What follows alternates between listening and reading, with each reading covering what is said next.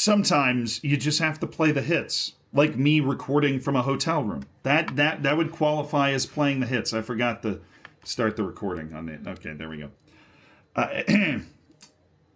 That's playing the hits. Technical difficulties. I forgot to start the OBS recording of my actual screen.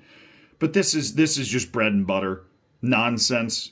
You could probably do this Zealandism as well as I'm going to be able to do it. I'm just informing you of what's happened in the football world. Such is my purpose. Such is my choice to be doing this. It's, to be informing you of what's happening in the footballing world. It is Colombia, who we've mentioned multiple times, and their Copa Colombia final, right? This is the FA Cup of Colombia. It is the National Cup. And it is two huge rivals, Atlético Nacional, América de Cali. It's a two-leg tie. Second leg, it's 3-1 Atlético Nacional, so they're huge favorites. And the second leg ends up being 0-0, and Atlético Nacional wins the Copa Colombia. But obviously, as much as I would do that, I'm not just here to talk to you about the match itself, the fact that Atlético Nacional beat América de Cali. Now, we're back in Colombia because we're talking about the fans and just more unbelievable scenes, like truly unbelievable scenes. I am always anti-threatening the safety of the players. That shouldn't be a controversial stance. It's not when you talk to sober people, but there is an acceptance in various nations of a certain level of violence and fan interaction with the field that I would assume other people find greatly disturbing. Sport can be your life, right? I can cry when the Tampa Bay Buccaneers win a Super Bowl, but when the Bucs suck, I'm not throwing full beer cans at dudes, right? I'm talking shit on the internet like a grown-up, okay? But Copa Colombia turned into a word. How about this? The match didn't even finish. It didn't even finish. Okay? They're not even able to guarantee the safety of the players and everything else to allow the match itself to finish. And what blows my mind the most here is the people causing the problem were América de Cali fans. Right? And I feel like I always need to add this disclaimer because I'm not saying everybody that it's an América de Cali fan is nuts, but the vast majority are self-respecting people that don't wish harm on anybody. There was a solid section of América de Cali fans that were very, very upset. Clearly from the get-go. But that's almost what surprises me. Like, if you're going into this match down 3-1 on aggregate, I don't really understand this level of short-term emotional upsetness. You've had time to process the fact that you're down 2 goals in the Copa Colombia. Okay, you've had all the time to process the fact that you're not going to win because you're down 2 goals. If you come back, great. That's worthy of a massive celebration. But you're probably not going to. Right? If you're down multiple goals on aggregate, you shouldn't be going to the match like, man, if we lose, I'm going to start throwing shit. You should never be in that mindset. But particularly when you already know you're probably going to lose. That just blows my mind off the drop. Now, the match, the atmosphere before the match was fantastic. Here's a nice little snippet of it. This is from the Atlético Nacional section, and this stuff's cool. Right, I think the Flares, when handled responsibly, they add just a ton. They add a ton to the atmosphere in the game. Now, logistically speaking, I have no idea where all of this smoke happens to go. But the Copa Colombia final, while not too many people are caring about it outside of Colombia, as you can see, absolutely massive deal. Then, around the 83rd minute, I need to find the ESPN article. The game was suspended due to a lack of guarantees after incidents with fans in the south stand of the Pascual Guerrero, which is the stadium. This is translated from Spanish. This is ESPN Mexico that's doing this reporting.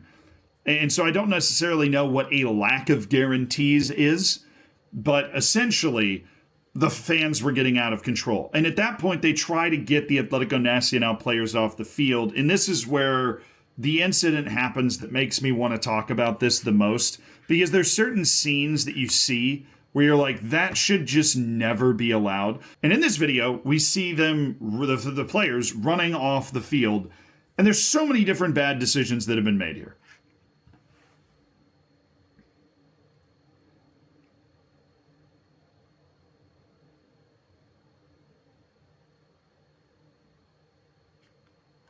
Okay, first of all, first dumb decision that makes absolutely no sense in this situation that leads me to believe that somebody is attempting to punish Atlético Nacional here is we have suspended the match in the 83rd minute of the second leg of a cup final, which two-leg cup final, woke nonsense there.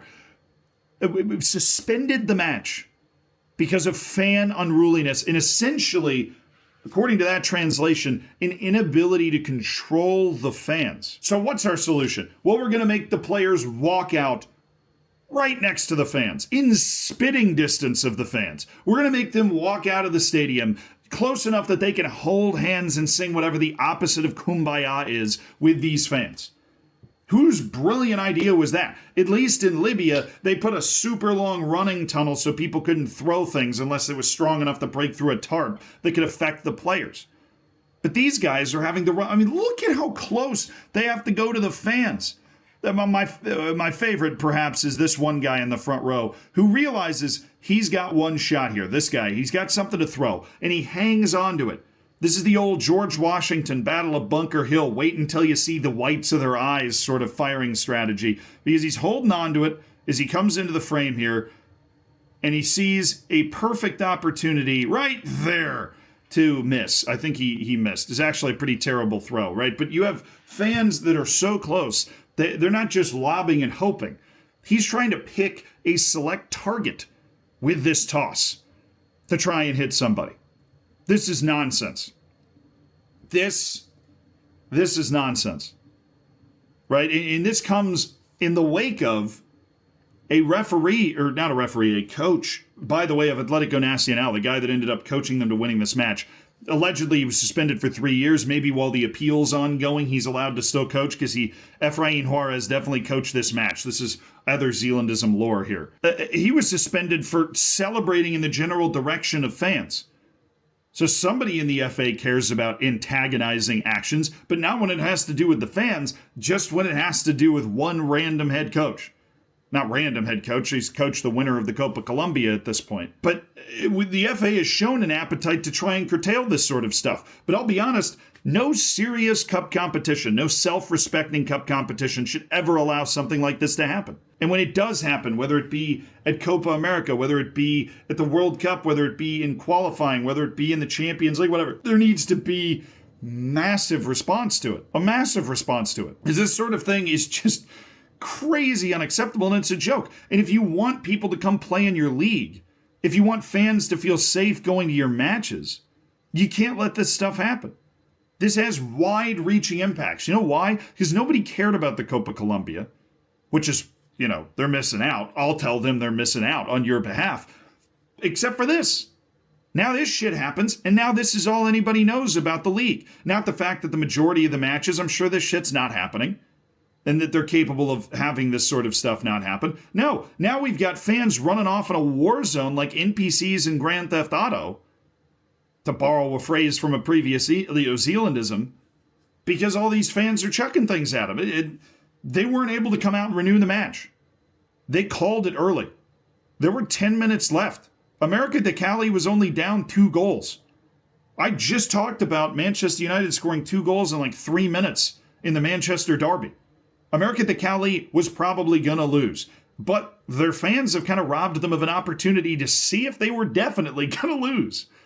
They still had a chance. And as a result, Atlético Nacional ends up winning the match by default. So maybe, you have to put up with a bunch of plastic bottles and beer cans being thrown at you. Is that worth taking 10 minutes off the clock? You can have the philosophical debate on that. Maybe it was sleeper agents from Atlético Nacional that triggered all of the fighting in the first place. Conspiracy theories galore. But they went roving the streets afterwards, too. This perpetual, insistent problem. Tossing barricades, putting their shirts up over their head, ripping other barricades down. Look. This sort of stuff's just way too widely accepted in a lot of different football cultures around the world. The latest instance of it bubbling up is around Copa Colombia, where they couldn't even finish the final. They had to abandon the final because of the fans. And this shit, I say the same thing every single time this sort of shit pops up. It's sad. Because there's so many great things about the fandom in Colombia. As you see from that clip of the opening part of the match, that's an epic atmosphere.